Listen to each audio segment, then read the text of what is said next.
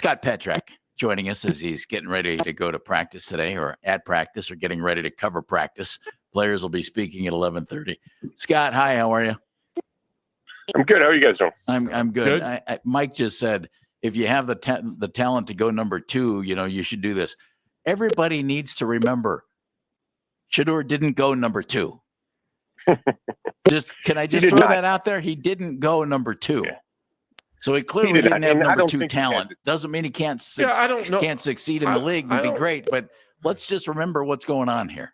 No, that's fair. And I think his talent was somewhere between number 2 and the 5th round. And I think you can make an argument that it was closer to number 2. Might have been. Maybe the 2nd round, right? Maybe 2nd round talent.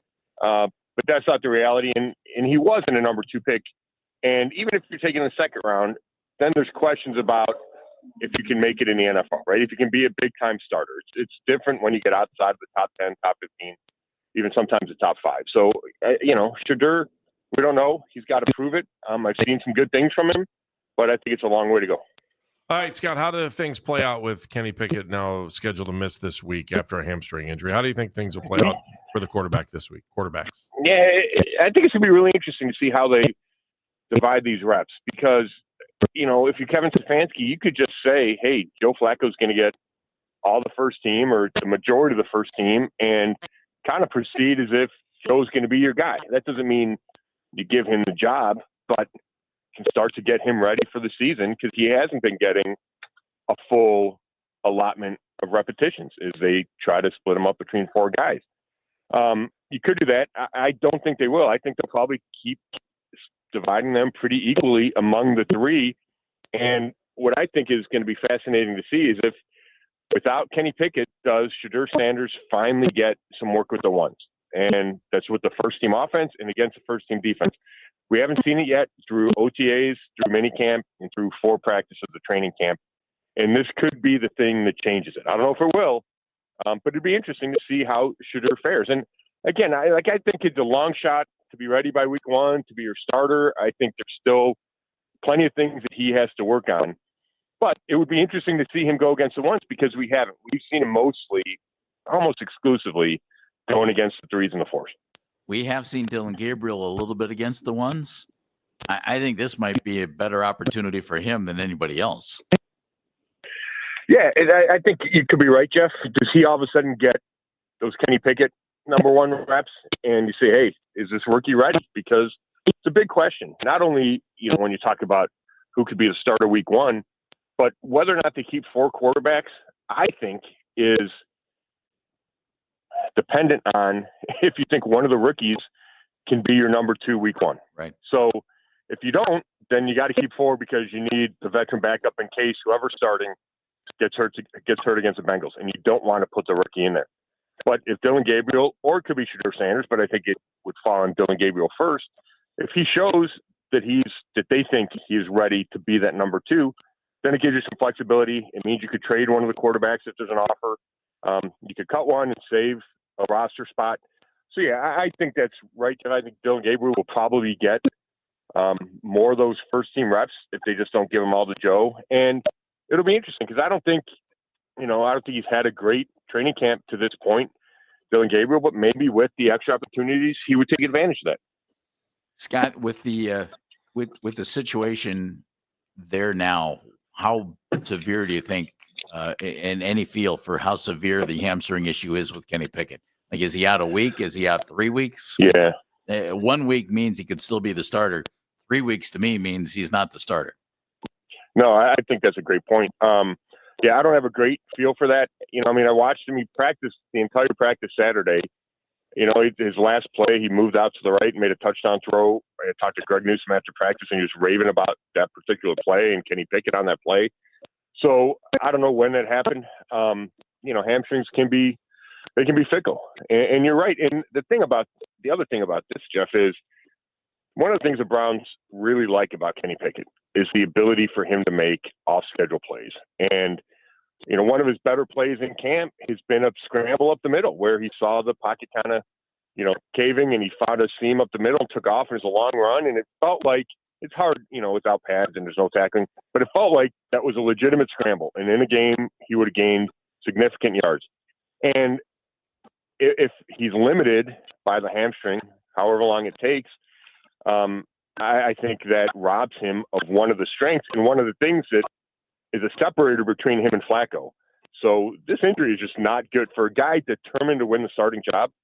Kenny Pickett having his hamstring injury, missing any time, but then possibly being slowed moving forward, that's bad for Kenny in his quest to win this job. Scott, what's the most important thing you found out last week at camp? Oh my gosh. I don't know. Most important thing I found out at camp. Where the water is? Most meaningful. Yeah, right.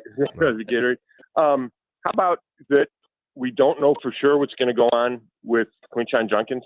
So, we didn't find it out, but, I think that looms over everything that this team is doing. And we don't know when he's going to be back, if he's going to be back. Andrew Berry did not, said it's too early to go there. Didn't want to talk in hypotheticals, but it's a big deal. And we've talked about it because they counted on him, because they're going to run the ball so much. Jerome Ford is not healthy right now.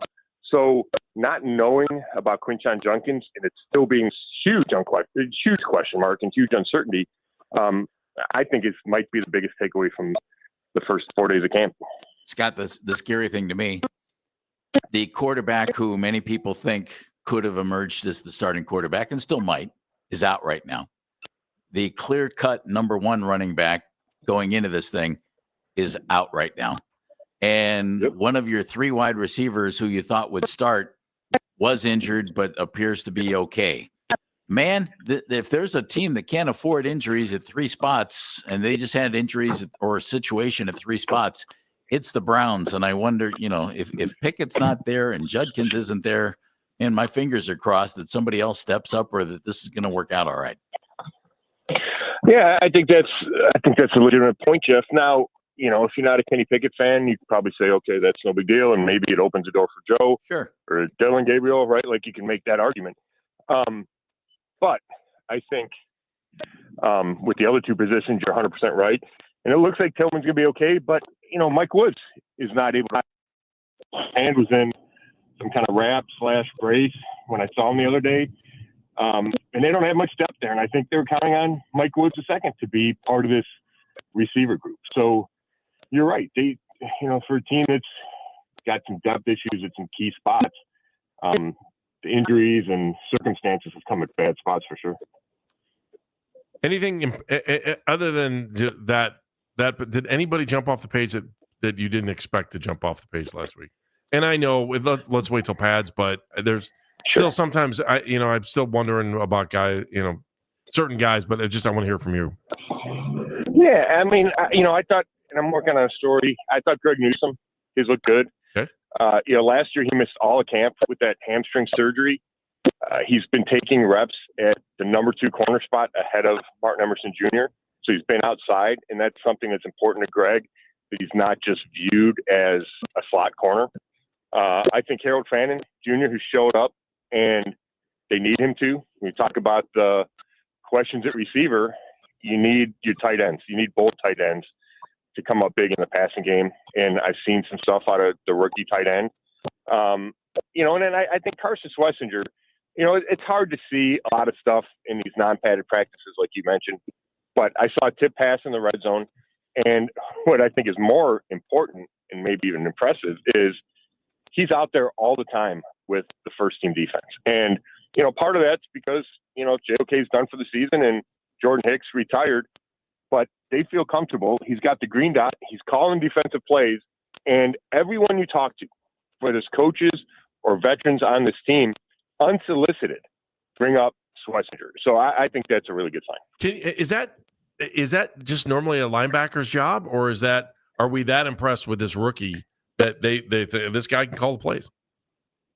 Well, it's a linebacker's job, but it's, they got 3 linebackers out there some of the time, right? So for them to give him the responsibility over Diabate or over a Bush, or even, Grant Delpit the other day said, hey, I could do that. And he can. And maybe there's a chance that they wind up giving it to Delpit. Or, if Schlesinger doesn't play in nickel packages, that they, if they go with Delpit to be the signal caller. But the fact that they're at least trying this rookie out of the gate in that responsibility, I think it just shows you how smart they think he is. Scott, last thought. You mentioned the name I was going to ask you about. Did Jordan Hicks' retirement catch the team by surprise, and has it put them in a bind? I would say yes and yes. Yeah, they did not have advance notice before the start of camp. So I think it was a surprise to them. And then, once a guy's considering retirement, right, he's probably going to retire. We've heard that a million times. So I think that's legitimate. So yeah, they were surprised. Now, I think it's a loss for them not having Jordan Hicks. I mean, he played well last year. He was productive from a tackle standpoint. Good leader in the locker room. Like, they're going to miss a lot of things about Jordan Hicks. The only caveat I would say is, when I was thinking about the linebacker position heading into camp and assuming Hicks would be here, I thought, man, is this a guy that could lose playing time to some of these young guys?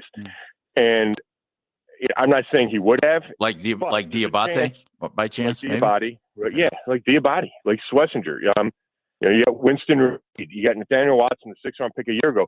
Like, there's a lot of young guys there where if Hicks had lost a step this year, I thought there was an opening for these guys. So now if Diabate's not, as good as they think, and they liked him, the coaches like Diabate, then yeah, it's a big loss. But if one of these young guys steps up like they need to across the roster, then obviously it's less of a blow. But right now, it's significant. You're missing your two best linebackers from a year ago, JOK and Hicks. Scott, thank you, buddy. Thanks, fellas. Thanks, Scott man. Petrak, Chronicle Telegram, brownzone.com.